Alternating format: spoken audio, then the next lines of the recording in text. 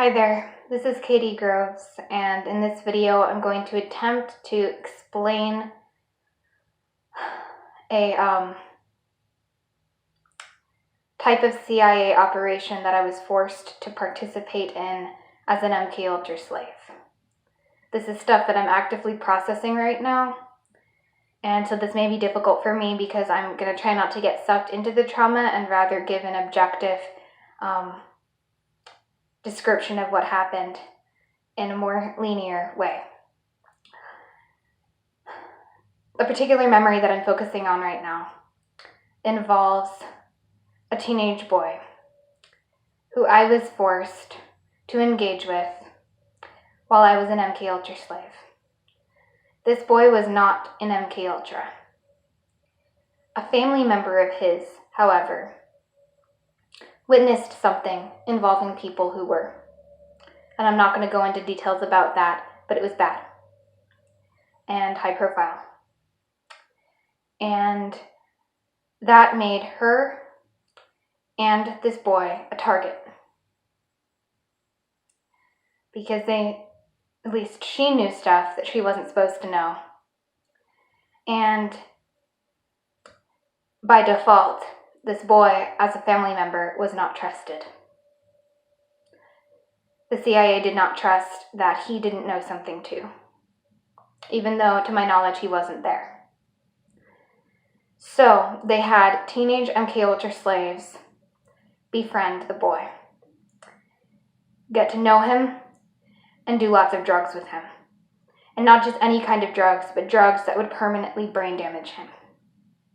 Encourage him to use copious amounts of inhalants, as well as psychedelics and other things. Get him addicted to certain things and dependent on them long term. He was set up with MK Ultra girlfriends. I was a lover of his for a time. And he was set up with MK Ultra friends.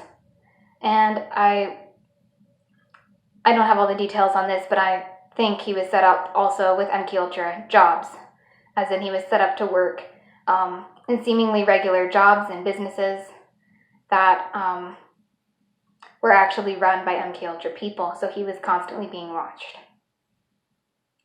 By the time I met him, he had already been so fried out on certain substances, thanks to a boy, another teenage boy in MK who had been assigned as his handler, that this kid could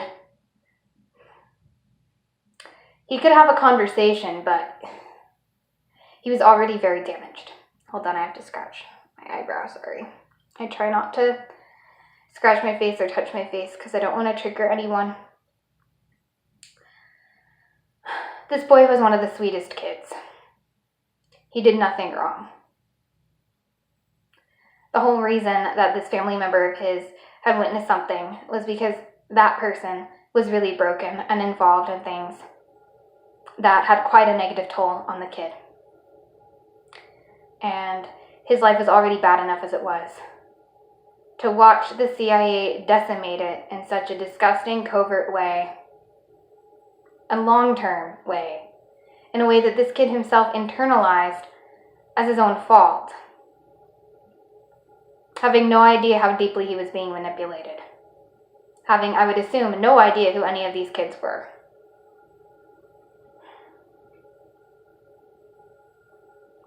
I don't know what's happened to him.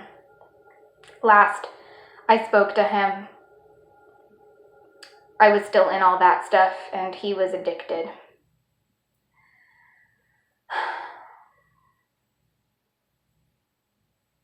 I myself had actually connected with him and opened up on an energetic level with him, and opened my heart to him in a way that I wasn't supposed to, according to my programmers, and so I was removed from his life pretty quickly. But I did develop an attachment to this kid. It was one of the more heartbreaking situations I saw. This kid was dirt poor. He was already destined to have, a rough fucking time. He was already having a rough fucking time. And then his life got usurped by MK Ultra. He wasn't even programmed. And this is one example of many. I've seen this happen many times to many people.